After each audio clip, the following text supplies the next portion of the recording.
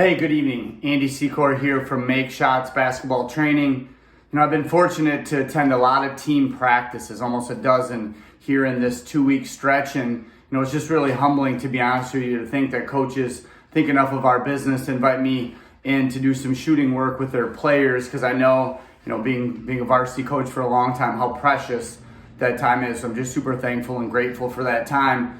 As I've shared with teams that I've stopped in to work with, my support of them during the season doesn't end when I leave that session. As part of a thank you just to their coaches and for their program for having me in, they can access several supports from me over the course of the year that normally people pay hundreds of dollars for, and they're free to them. So I'm just gonna highlight two of those in a quick video here today. First, one of them is if they get in a stretch during the season where they're just not shooting their best and they feel like they need some feedback or some advice on how to get out of a rut or a tough spell. A lot of times kids send me their huddle password, or they send me some certain clips.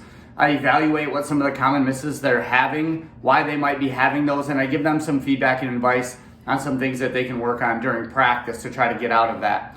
The other one is a shot analysis and the beginning of a development of an individualized shooting plan. So I just ask players while they're shooting around during practice to send me 3 to 4 specific video clips so I can do some evaluation and analysis, and also start to develop that individualized shooting plan.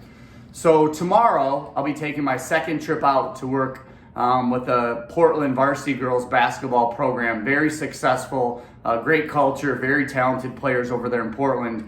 One of the benefits of having me out for the second time is I can do some of the individual film analysis between our sessions, and then I can provide them some feedback in person, which is just more helpful, I think, and supportive than electronic. So their program has sent me all their varsity players' film clips that I need so I can provide the analysis. So they're going to be accessing probably over $1,000 worth of support for free, just for having me back out the second time. And so I'm excited to be out there and to do that tomorrow, but I wanted to dive in a little bit tonight in terms of what that looks like. So the film analysis and ISP development takes me about 1 to 2 hours to complete, depending on the specificity that the player is looking for. I'm gonna do a quick rundown here in a moment of the film analysis and ISP development I did for Ashley Bauer of Portland. I got to work with her for the first time in our first session. Very talented and skilled junior guard for Portland, who also plays for the Capital City Express and AAU. She broke the school record last year at Portland, making 48 threes in the season while shooting 41%. Obviously very impressive numbers. As once this season gets going, Ashley's gonna start getting a lot more run around our state because of the talented player she is and obviously the good program she plays in. With those good numbers, we're not looking to reconstruct or really restructure her shot.